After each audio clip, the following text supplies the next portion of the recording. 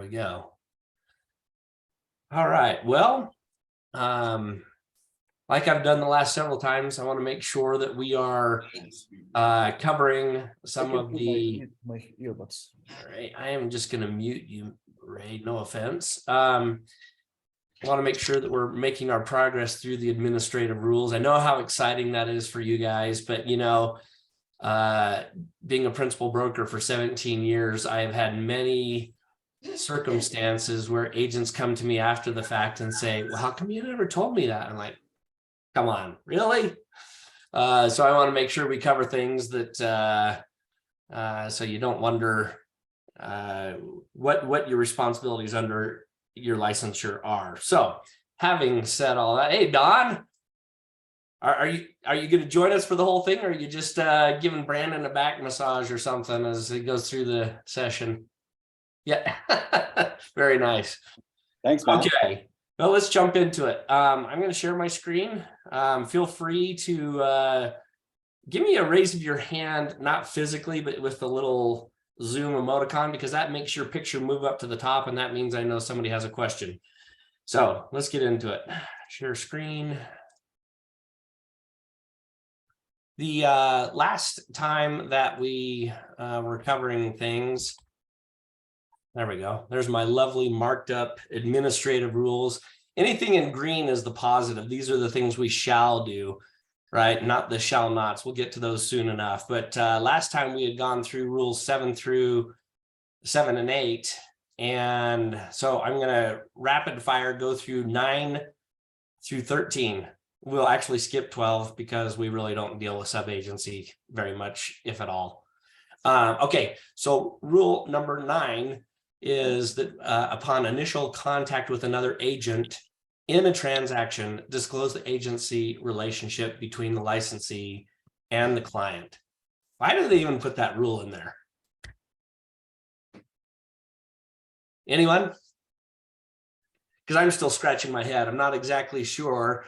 You know, up in rule number 2, it says when you start working as someone's agent, you're to have it in writing.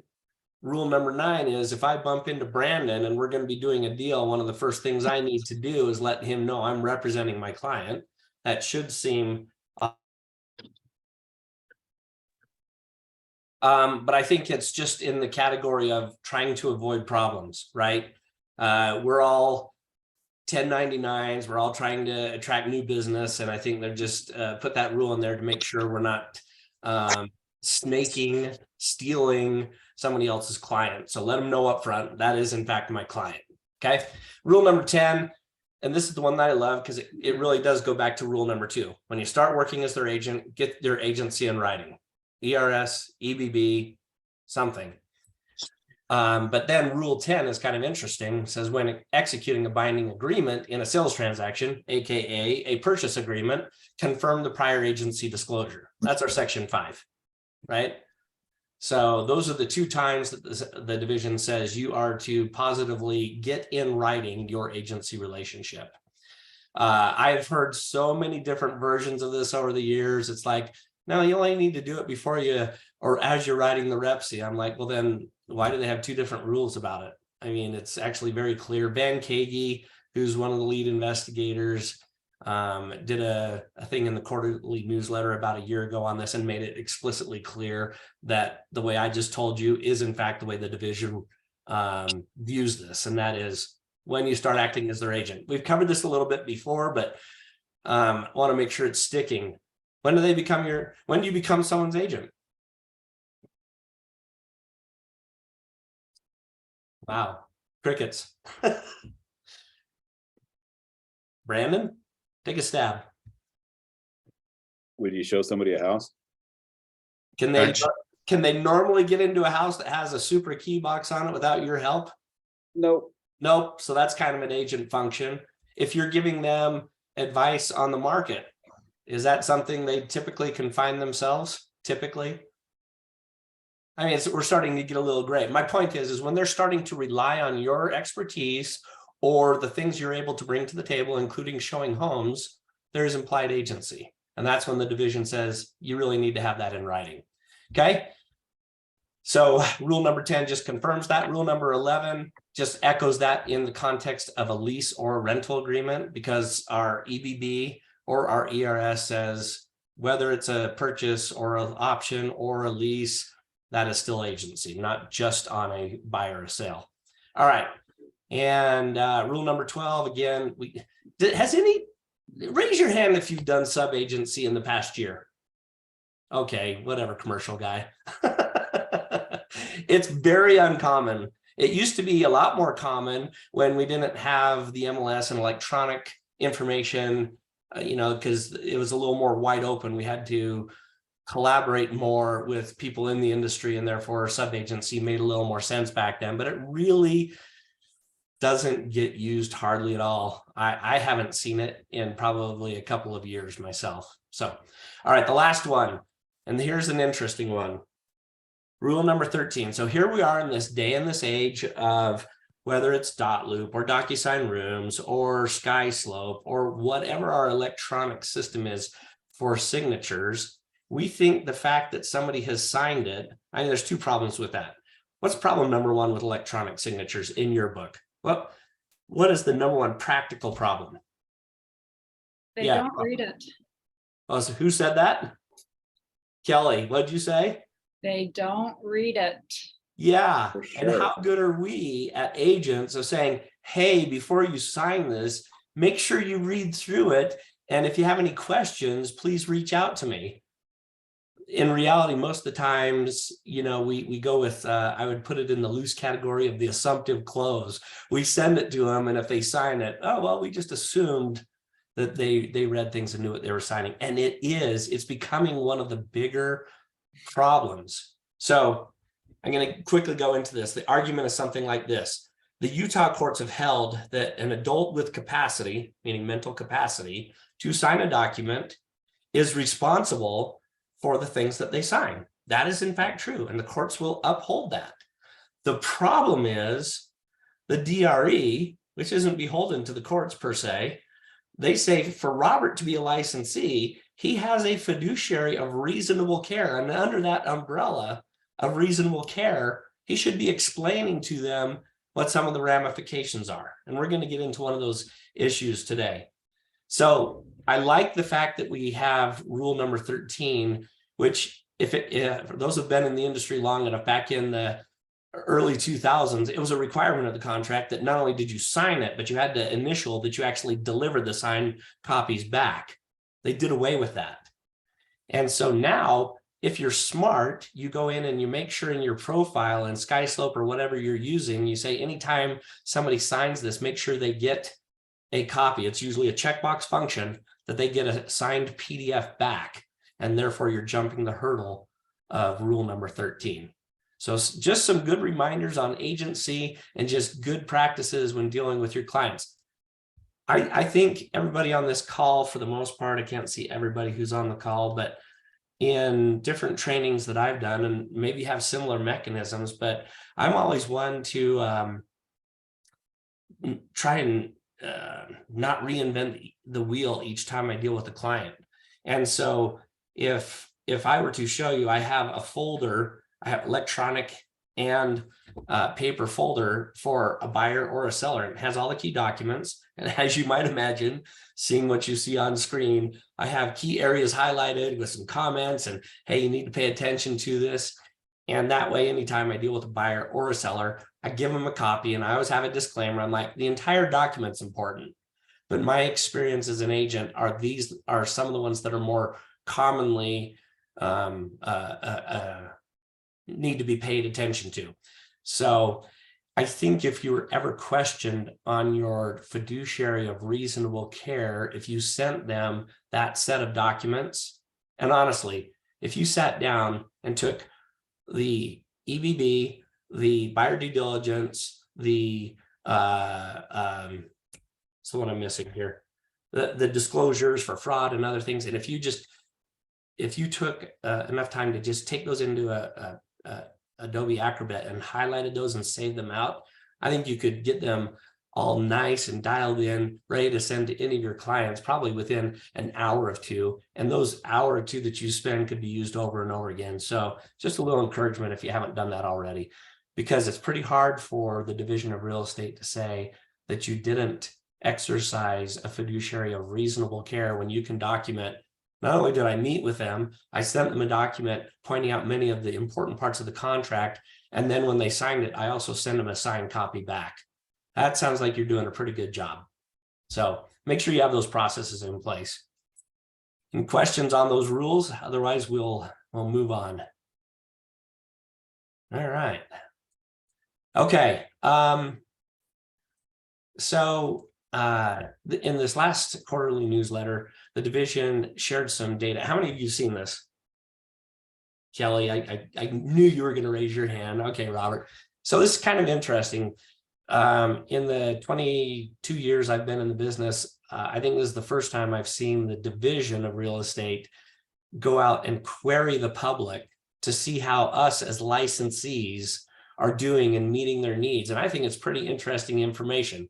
So just real quickly, here was the objectives to see if they, number one, right here, to see if the public had received adequate representation when they purchased or sold a home. Number two, do they believe they had all the information they needed during the process? Number three, did they feel that there were any problems that occurred during the process that could have been avoided by proper information and representation? And the last one, same questions were asked for those who financed their home purchase or refinanced their primary residence. So, you know, as I started looking at these numbers, and let's go through these, right? 62% were first-time home buyers. 62%. 2/3 of our buyers are coming in as first-time home buyers. And I think that number is only going to get worse. What is the number one segment or grouping of people like boomers? What's the number one buyer segment right now? Is it Gen X, Gen Z? Is it millennials? Is it boomers? It's Gen Z by far and away. And they will be the biggest for a long time because Gen Z trails off. The numbers are lower. Okay, so 2/3 are first-time home buyers. 80% use some type of representation in their transaction, which kind of bucks the trend. Nationally, about 92% of the homes that are sold are using a realtor, and that has gone up in the past decade from the high 80s. All right, fourth point, 38%, 39% of the representation represented both buyer and seller. All right. See how good you guys have been paying attention over the past several months. What's the number one and number two litigated items nationally every year as far as real estate transaction? I'll give you the first one. Disclosure, either seller's disclosures or any other type of disclosures. What's the second one? Earnest money. Agency. There you go, Robert. Earnest money is a big one, but agency is the number two one. And a lot of it has to do with limited agency. There are, last time I checked, there's 9 states that have done away with limited agency. Some of them have an exception. They'll let it happen at the broker level, but it cannot be done at the agent level. And this is something that has picked up some steam here in Utah over the past several years. They're at least eyeballing some type of restriction on limited agency just because it's inherently challenging to maintain your fiduciaries and not abuse those in a limited agency role. Okay. Here's a sad one. 56.3 identified trustworthiness as the number one factor in selecting their representation. I don't know what the other 43% is. I'm not sure I want to know. Then we go down to 83.6% of the respondents gave representation a 4 out of 5. I think that's pretty good. Certainly a little room for improvement. But here's where I start to get concerned. 70% believe the representation was loyal to them during the transaction. How do you guys read that stat? Are you like me? I'm like, oh, that means over 30% think we're scumbags and didn't protect their information or we weren't loyal to them.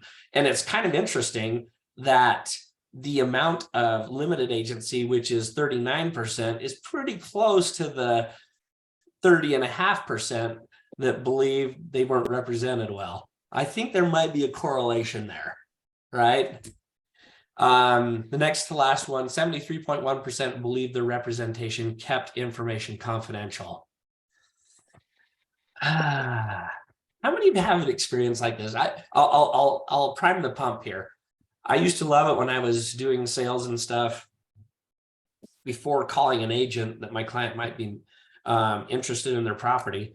Of course, I go on the MLS, do my research. One of the first things I'd look at is how long's it been on the market and what was the list date? Because if I knew it was at a 3-month mark or a 6-month mark, there was a high probability that the listing agent was up against their listing expired. And if they did that, and I would throw out something like, hey, Kelly, just tell me what they need. Tell me what they're looking for to get the job done. And oh my gosh, it was like a gold mine. Now, my fiduciaries to my clients, not to their sellers, and you would get stuff that would kind of make your toes curl a little bit because you knew they did not have the seller's permission to share things. So this number doesn't actually surprise me too much. All right. And then the last one, 68.9% believe the representation provided them with reasonable care and diligence. So on the one hand, kind of good numbers, but on the other hand, there's still a big chunk where we're underperforming. So I guess the takeaway from all of that, and there's some nice graphics to kind of show you, they point out, the division points out that in the state of Utah, we're about 6 points higher on satisfaction than the national average. I think we should be double the national average with how well our organizations are run. But anyway, just interesting things to keep in your mind, and hopefully are motivational for you as you go out and build your book of business, because there's a lot of room to outpace your competition, even here in the state of Utah. Okay. All right, time for a trenches story, and it's going to dovetail into one of the things I wanted to discuss today. Who was it? Was you, Brandon, that said earnest money was the other one that would be a big deal? Yeah, well, nice segue, because that's what I want to talk a little bit about today. So I will not share names to protect the innocent. It is within our company. But I got a call. I got a call a little after 5 o'clock on Friday, and it was from one of our brokers. Said, hey, we've got a problem. And I always love it when it's Friday evening and I'm getting excited about the weekend and it's the Super Bowl weekend, and a broker calls me and says, hey, we got a problem. I'm like, yes. So I said, all right, so what's going on? And the short version of it was, well, we have a transaction that is supposed to be closing on a multi-million-dollar property. Today, Monday, this was Friday, this coming Monday, it's supposed to close. Earnest money was $20,000. And there was another $500,000 that was supposed to be given to the company at the time of financing and appraisal deadline passing. Just take a guess. How much money did we have of any of those? Yeah, a big fat donut. And you can imagine, I will always talk to my brokers. Yeah, thank you. That's exactly right, Robert. I will always speak more directly with my brokers. I try to temper it when I talk with agents, but I think there was some version of, holy what is the agent thinking? And so you start to get the rest of the story. And I'm gonna give you the particulars that were shared with me, and then I want you to tell me what we do in this situation. So first of all, the buyer, the agent never met the buyer. It was a lead. Yeah, Kelly. Did we represent the buyer? Yes. Yes, we did. That's why I was so excited. So happy. So the agent never met the buyer. It was a realtor.com lead, talked to him. Again, this is a multi-million-dollar transaction. And guy says, yep, I'm interested. Our agent writes up the offer, $20,000 earnest money with $500,000 later. And 8 days, the 4 days come and go, the 8 days come and go. I have to have a conversation with one of my office managers of like, hey, how come this didn't get flagged for me? Right? Because when a contract, just so you guys know on the call, when a contract gets submitted or any document in a transaction gets submitted, anything new goes into a queue called the files to be reviewed, and it's broken down by the office. And so that office manager, they can literally open up their computer in SkySlope on a Monday morning, a Tuesday, a Wednesday, and they'll have a queue of files that need to be reviewed. And one of those things, if you get a REPSI, is like, okay, well then, within 4 days, we should have earnest money. And especially if it's a big chunk of earnest money, let's pay extra attention to that. And so I'm just kind of curious, almost a month later that I'm hearing about this from my broker. Now there might be I'm going to cut some slack. There might be some feasible reason why it happened, but definitely have to have that question answered. All right. So earnest money doesn't show up. And the agent says after the fact, well, we went under contract and this guy, I think he said he had a stroke or something and ended up in the hospital. Okay. And it's the one person buying. It's not a husband and wife. It's not a trust. He's in the hospital with a stroke and is incapacitated. Let's stop there. What do you do? What do you do as the agent? Notify the other party and your broker. Yes. Thank you, Robert. You notify your broker and certainly notify the other side. And I would say that's not just a phone call. That is, make sure you have a paper trail. Make sure that resonated with everybody. Always make sure there's a paper trail, right? It will serve you well. Okay. Well, guess what did not happen? Either.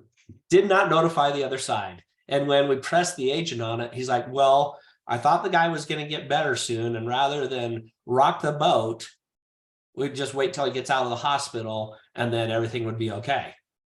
So apparently the guy gets out of the hospital and then he goes AWOL and won't respond. So what do you think the agent does at that point? Does he come clean at that point? No, he's hoping against the odds. He's like, well, I knew I kind of screwed up. And so I just thought, if I could continue to talk to the guy, I would make it better. Did your agents pass at this time? Not quite yet. And it was the financing and appraisal. So he continues on, does not notify his local broker, does not notify the principal broker, doesn't notify the office manager. He just lets it continue to go on. And so then we fast forward to Thursday, Friday of last week, and the other side says, hey, we never got confirmation of earnest money received. Wow, that never happens. So I want to stop there for a second. Let me pull this up. Well, actually, I have it highlighted on another screen here. So can you guys see that okay? Bigger. Make it bigger. Okay, is that good? Okay, so this is Katie's Corner from Q1 of 2022, so a year ago. And it's dealing with earnest money. So all the points we were talking about, I'm going to just hit my highlights. Who has the greater responsibility in making sure earnest money is deposited in accordance with the real estate purchase contract, the buyer's agent or the seller's agent? Both.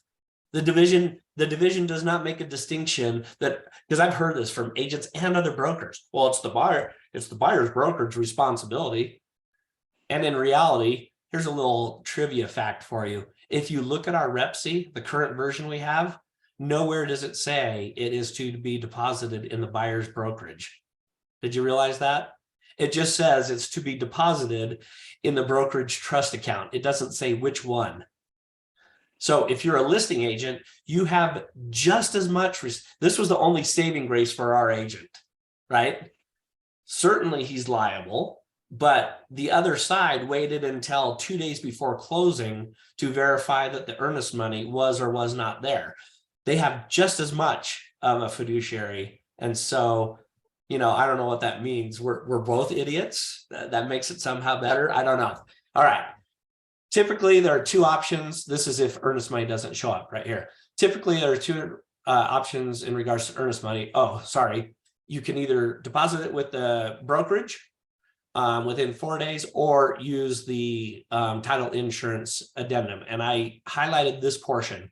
If you're using a title company, this is the DRE, you must use their addendum, right? Because Kelly, you see this from time to time, I'm sure. We still get agents who just write on a blank addendum, earnest money to be held at the XYZ title company. And you know what? It may go through and there's not a hitch, but if that file goes sideways and the division looks at it, this is their direction, their explicit direction. If you're going to have it at a title company, you must use their addendum to cover that situation. Okay, now to the sections in red. As mentioned, yeah, go ahead, Robert. I know I'm odd. That's what we love about you. There's many contracts where I don't get the choice. Yeah. So you talking about if we used a state approved form or any contract, because I have contracts that are written by attorneys that we don't get to edit anything. Yeah. Thank you for bringing that up. And it's a good reminder, because there is not a commercial real estate designation license within the state of Utah. You're a licensed real estate agent, correct? And a broker. Right? Right. So the rules apply to you as well. So the good news is they want you to use their form, but they also always have a carve out that says if an attorney writes the contract, then that will suffice. But they give us this latitude as real estate agents. They say that we have a very broad use of the term of an exception to the practice of law. And the way that is stated is that we can fill in state approved forms or forms written by attorneys, either or, right? And I've had this discussion so many times with agents. They're like, well, they give us the blank addendum so I can put whatever I want in there. The division's very clear about it.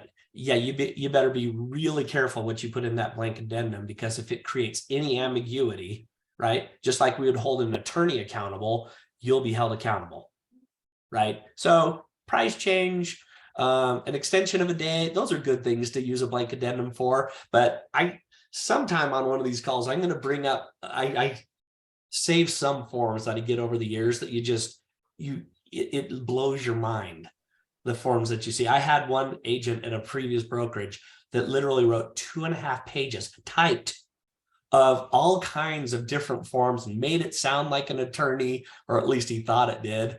And it was just so bad. And I was just like, Kevin, oops, well, I won't tell you his last name. Kevin, you can't do that shit.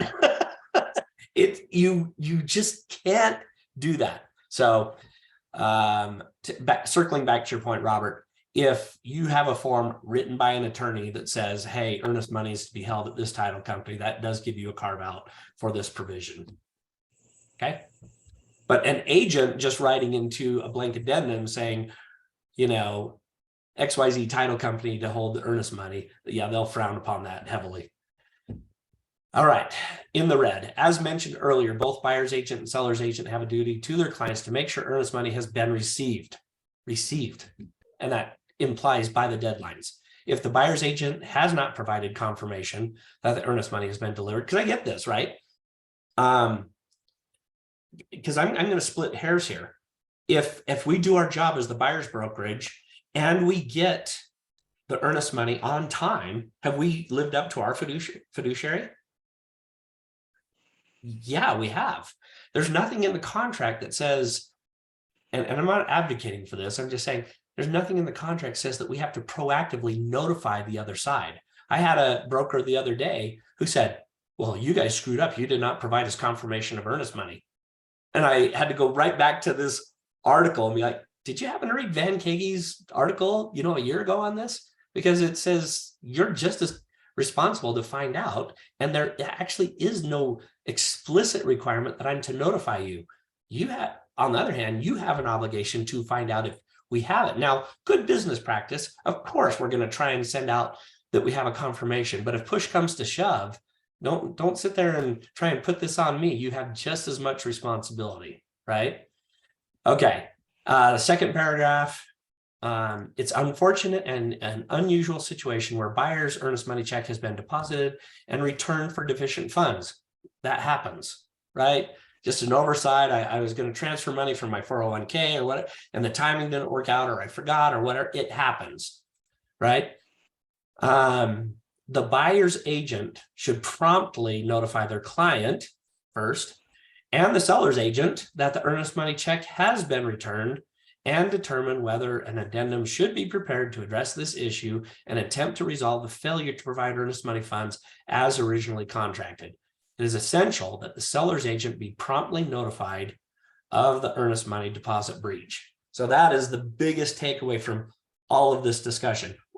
So since they use the term promptly, I'm just curious what you guys think prompt means.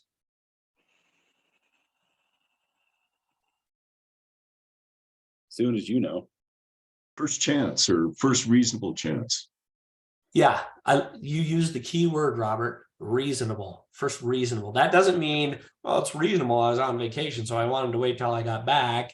That's not what reasonable means. It means, what would a normal, ordinary, prudent agent in that situation be expected to do, right? It doesn't mean I have to drop everything I'm doing and pick up the phone. But if I got notified, if Kelly called me and said, hey, you know, we've got a check that bounced, I'd be like, we need to notify that other side today. You know, I think within 24 hours is reasonable. Nobody can really claim that they've been harmed too much in a 24-hour window. But if you go beyond that, then I think we're opening ourselves up.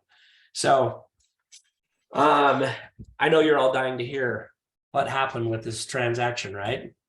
Yeah, well, it's still going on as we speak. The buyer, thank goodness. I mean, part of my conversation with the broker was, well, let's hope, you know, let's hope against hope. And this guy gets out of the hospital and still wants to buy the property. Otherwise, our agent really could be on the hook, right? Remember this, in litigation, I mean, I've heard people say this, well, it's between buyer and seller. Yeah, but we rope ourselves into the transaction when we become the overseer of funds, right? And it says that in the first paragraph of the REPSI, we're going to get that earnest money. And if we don't do our job with that, we now have one of the two pillars of litigation, which is liability, right? And then all that remains is for somebody to say there are damages. And what would damages be in a situation like this? Norm, what would damages be like in a situation like this? Well, I mean, how could a seller even claim that they've been damaged?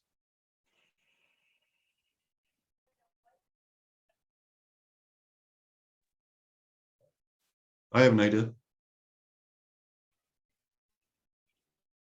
Oops, is Norm still there? There we go. There we go. Did you ask what I wanted for dinner? I can't remember the question.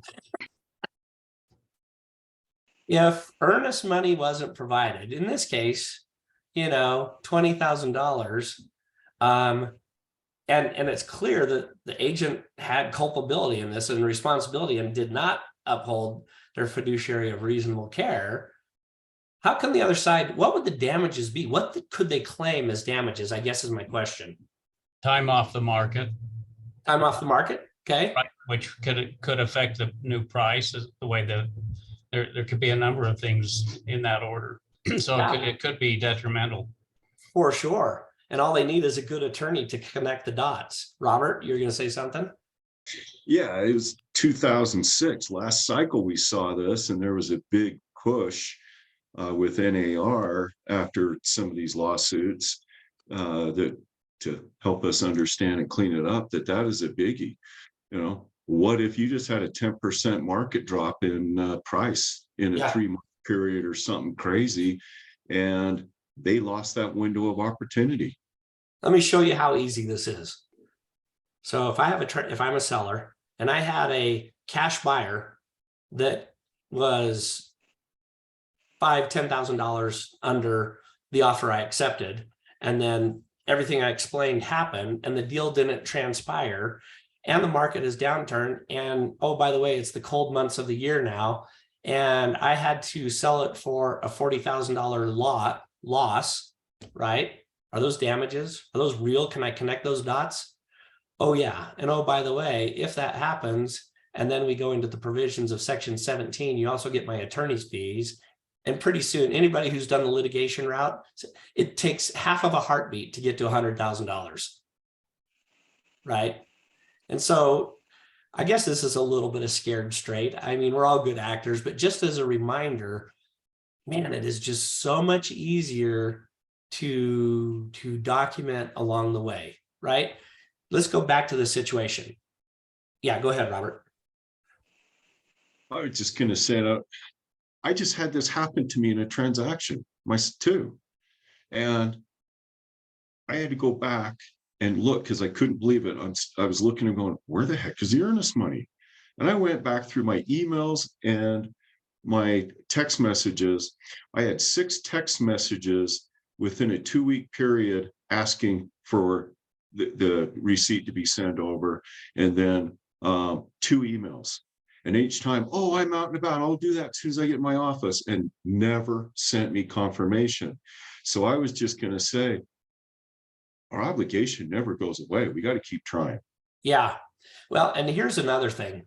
I think there's more effective ways to do things, right? And so in a situation like this, specifically with earnest money, first thing agent should have done is what? We all know this. He should have just notified the other side. And all of a sudden he's out of the risk game. It's not his fault at that point. It's his clients for not providing the money. But when you hide it, you're now part of the risk game and the liability game and the lawsuit game, right? So a simple, and this is why I say, make sure it's a paper trail. Don't do a phone call. Text is okay. I would prefer an email. And when it's something of significance, always include their broker.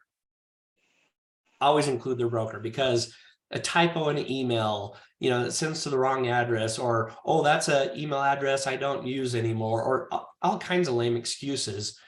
Ultimately, that contract is the broker's. And so it's entirely appropriate to notify the broker. And that way, the broker's going to see it and he's going to talk to the agent. And now we know everybody's talking about it, right?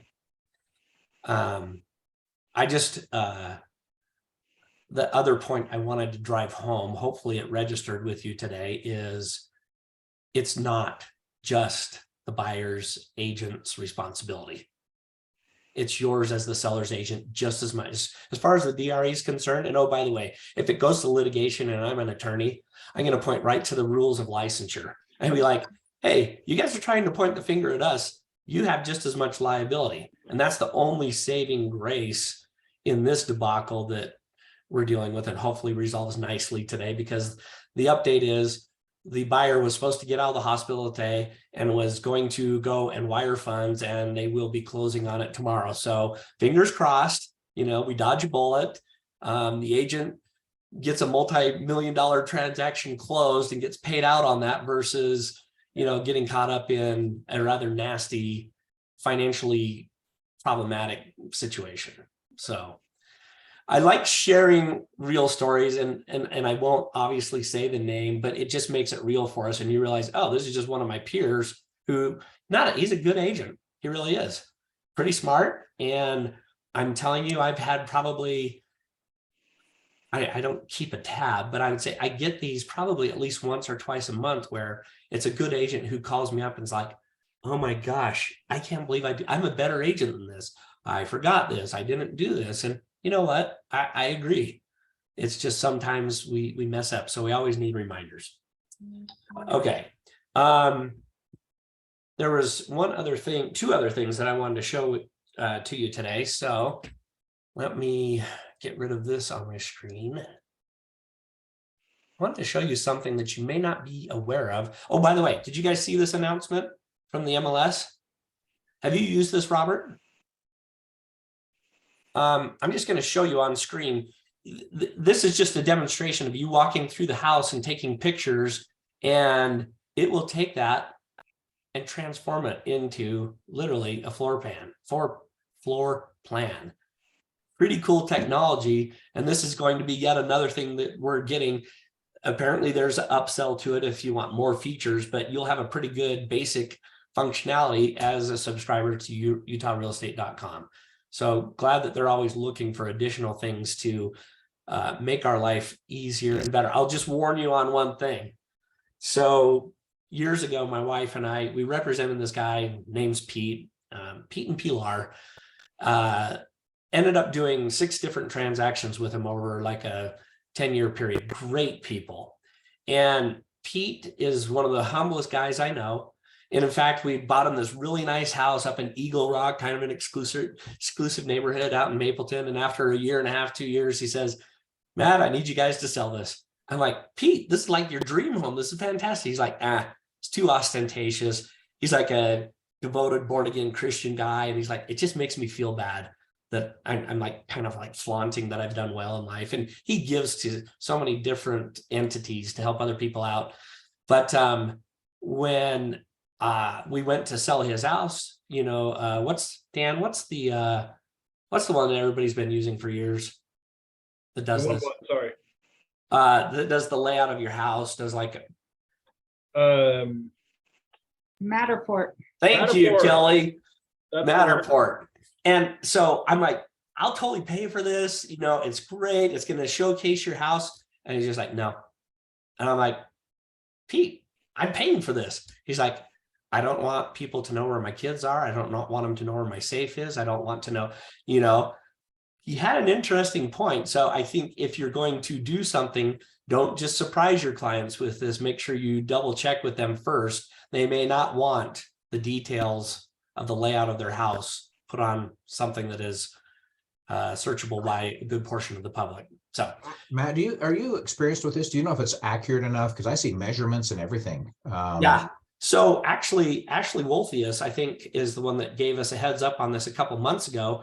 And it was in conjunction with some of the lenders are almost even bypassing the appraisers now because they can send out the agent. And this was part of the discussion. It's like, I don't want to be in that risk game. I don't want to be the one responsible. All of our documentation currently gives us the ability to get out of that risk game by saying, oh, it was another appraiser, it was county records, it was the owner. When we start saying, well, I took the measurements, makes me a little nervous. So we'll have to have some type of a disclaimer on that if we're going to do it. But my understanding, Daryl, is it's actually, I was talking to Brad Belke about it, and he said it's pretty dang accurate. It's kind of scary. Cool. Okay, that's not what I was going to. I was going to show you this, maybe. Okay, you guys all know I'm a stat guy. And these are the stat tools that we get on utahrealestate.com, right? And they're pretty good. I only typically go into about 5 or 6 of them. But one that I have really been utilizing a lot lately is this daily snapshot report, okay? So I'm going to pull this up, and what it does is it allows you to look at a particular day, in this case, February 13th, this year versus last year. And you can see, oh my gosh, yeah, we had 2,000 actives last year on this date, and now we have 7,000. Under contracts, we were at 7,000, and we're now at 4,500. So that's cool, and that's helpful information. But I just want to show you something that's really kind of cool. If we go here and we say, I just want to look at under contracts. And rather than doing a date, if I go into a range and say, show me since January 6th to February 13th this year versus last year. And if I update the report, hopefully it won't take forever because sometimes it does. Give me a second. There it is. Okay. Now I'm not seeing everybody going, ooh, so that's disappointing to me. But you can do this. I mean, I've done a whole year.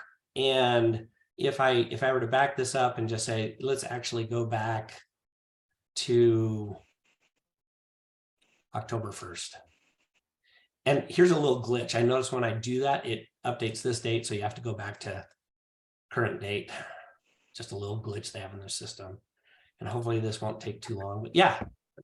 I mean, it kind of shows you cool trends of what is going on, what has been going on with under contracts, right? It's And- interesting. It's interesting how it virtually mirrors it just at a different level. Well, yeah. I mean, there's a little bit of an anomaly, but the drop, makes sense with the end of the year. We always know that seasonality, and it starts to pick up. But notice, we're not picking up as much as we did. I mean, it's not a huge difference, right? But to your point, Daryl, if I took this back, I could, with reasonable expectation, again, at a different level, I could almost prognosticate where we're going to be in the next 2 months based on last year's data. That's my next question. Can you extend out the last year line, even though the this year line won't give you the next 90 days or so? Yeah, let's have some fun. Let's see if it'll do it. I'm going to do for March. As long as you're in there, it saves me trying it. That's a good chunk of data, but it's weird. Once you go past 1 year, then you kind of get overlapping lines. But yeah, look at that. That's kind of cool data. So I look at this and I'm like, okay, so if I was going out to talk with a seller about selling their property and pricing, I'd be like, hey, listen, the best indicator is how many we have under contract. And here's where we were a year ago, right? We were at 7,000 at this time of year. We're at 4,500 now. That means there's almost 50% less buyers, right? And so we need to make sure your pricing is spot on. It just seeds the conversations that we always have as agents, on price reductions, but it gives you some data and now kind of a visual that just about any seller could be like, yeah, the market's different now, right? So just So what if you went out to May of 2023? It will not go out beyond the current date. That was my question. So I would have to go back to like January of 2022, and you could get the whole year and get an idea where it's heading. I get it. So yeah, kind of cool stuff. And I could just say, you know what, I'm not interested in under contracts. I want to do it with actives, and I could generate the same data, right? So that's just one of your benefits for being on the call. Now you are way more geek savvy than others. Cool. All right. Last thing, I just wanted to, what time is it? Wow. Okay. Well, we have like 5 minutes. I'm just kind of curious, as I go around the different offices, I hear the different conversations, and sometimes I'm in on those conversations, and it seems predominantly that everybody says some version of this right now, which is, oh yeah, it's great. The market has turned. I was here in 2008 and, killed it because, all the weak realtors who really didn't belong in the business were gone. And I'm like, that's cool. And I totally agree with that. But my follow-on question that I ask agents, and so I'm going to ask you, and it is kind of rhetorical, but I don't mind some feedback on it, is how are you currently approaching your buyers and sellers? Now that the market has changed, and let me just vet that out a little bit. Now that interest rates are double what they were a year ago, or close to double, and inventory is higher, and pricing hasn't really come back yet. So with that as a backdrop, what's your pitch right now to a buyer or a seller? Anybody? Dan, you're never shy. Come on. I mean, golly, it's kind of both sides, right? There's two sides of that coin. Yeah. Right now, I think that the inventory is so low that, geez, wouldn't it be nice to be a seller in this market? Because you're going to have a lot of eyeballs on your property. Having said that, it's also, there might be a reason why there's so few homes on the market. Buyers. Hey, but Dan, I'm going to interrupt you. So I'm looking at inventory, and a year ago, 2022, there's under 2,000. We now have 7,000 homes. So that should be like a positive, right? That we have more inventory. Well, yeah, compared to what, right? So, compared to 4 months ago, we're lower compared to a year ago. We're way higher. I think this really has, it deserves a full-throated conversation. And part of what I'm telling people is the amount of homes that are active in our market that are new construction outsizes what is typical. And so the reality of, like, if you have an existing home, if you're to like take out new construction market, like our inventory numbers are super low. Yeah. And so, compared to what, I think is the real question. So if I'm talking to a seller, that's part of what I'm talking to. I think what I've found is over the last 6 weeks, buyers and sellers have found an equilibrium. They found a place where, like, people are willing to transact. Part of it is sellers have come down in pricing. The other part of it is that interest rates have come down to where buyers can now afford, the prices that sellers actually want for their homes. So yeah, I mean, that somewhere in there is my full conversation I'm having with people. Yeah. And I think that's an honest assessment, right? I think that our occupation is really kind of interesting, right? Because on the one hand, of course, we want to get sales done. That's how we make our livelihood.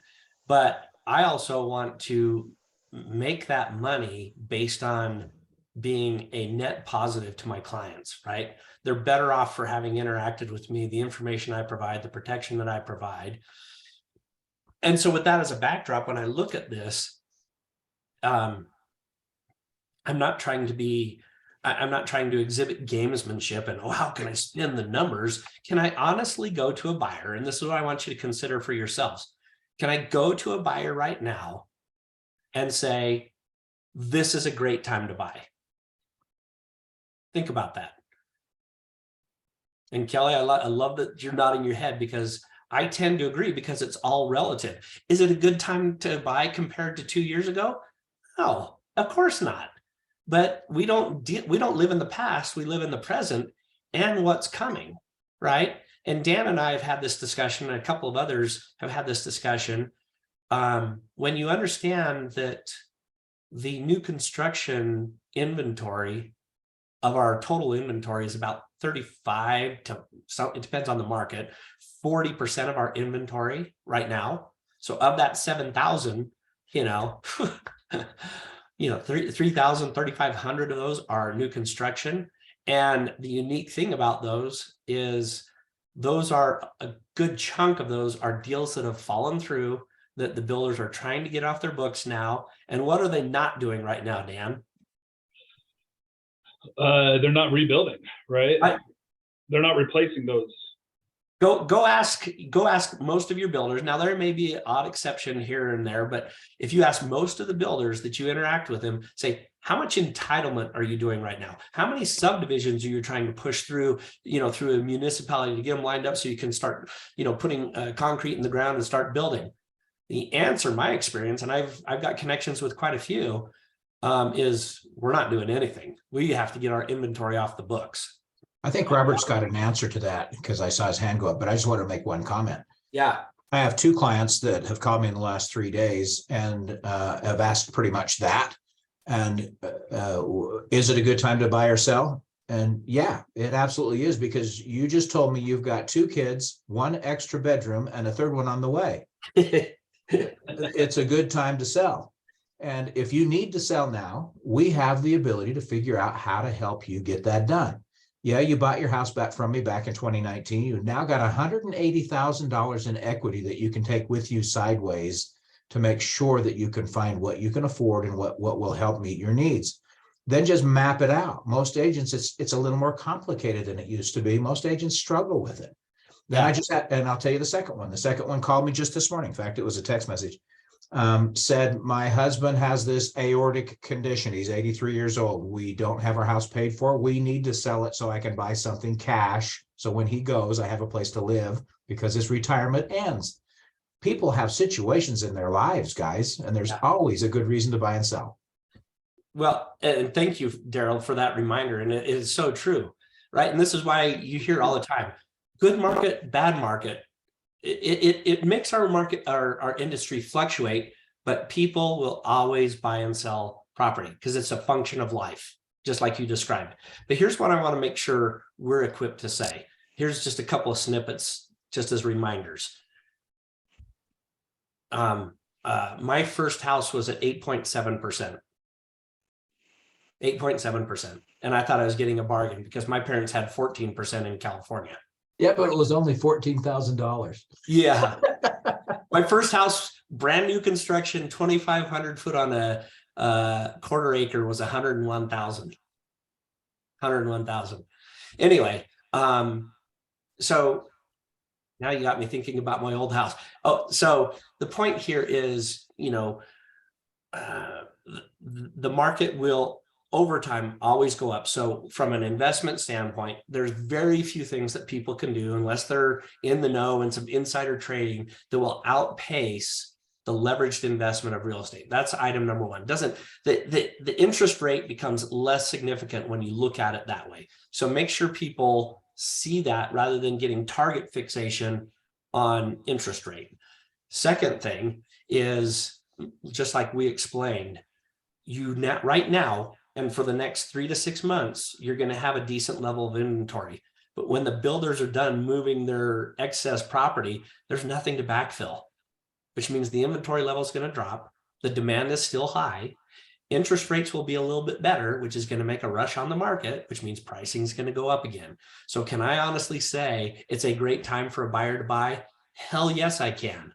And my style is just to be direct with people like that. And it works for some, it doesn't work for others. They're like, you guys all catastrophic. And you're like, no, I'm just trying to tell you, let's go while the getting's good. And the fact that interest rates are going to come back, most lenders are having some form of, hey, if you buy now, we have some reduced cost to refi, if not, what do they call it? No cost refi. There's always a little bit of a cost. And then the last thing is with those builders, and I've heard multiple builders say it from their mouths, is whether we have a preferred lender or a preferred title, when we haven't done things in the past, haven't done closing costs, haven't bought down right, everything is on the table right now. So your pricing's down, you can refi a little bit later. A lot of the builders will even buy down the rate right now. And you will do it in the next 6 months, and you'll look back a year from now going like most people do, like, man, I'm glad I got into real estate when I did, right? Because the market always trends up over time. Sellers. What's the number one complaint from sellers about selling in this market?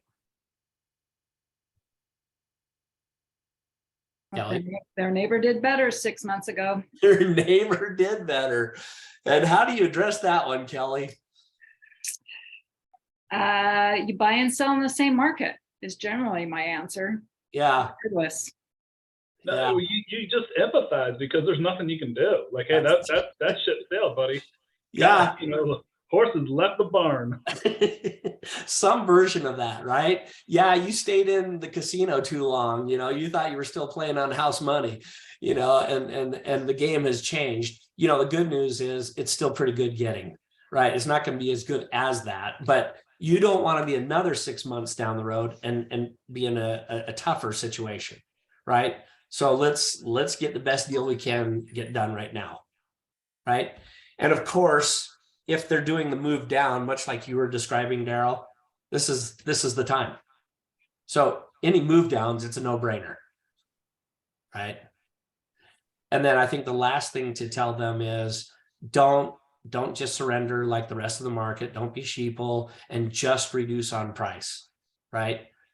Offer out that you'll buy down the rate. It's almost always a cheaper proposition than just taking a straight cut on price. And it qualifies more buyers by doing so. So these are just a few of the snippets. I hope you have these spinning around in your head or having them, you know, discussions. This is a good market. It's going to get better, but it's also going to get challenging towards the end of this year, just because of inventory issues. So go spin that as positively as you can and be the trusted advisor to help them see the light so they do the right thing. Okay. Thank you all for being on the call. You're a good bunch. Thanks for putting up with my moving the time, but you know, Utah Realtor Day at the Hill. What are you going to do? All right, guys, have a great one. We'll talk to you soon.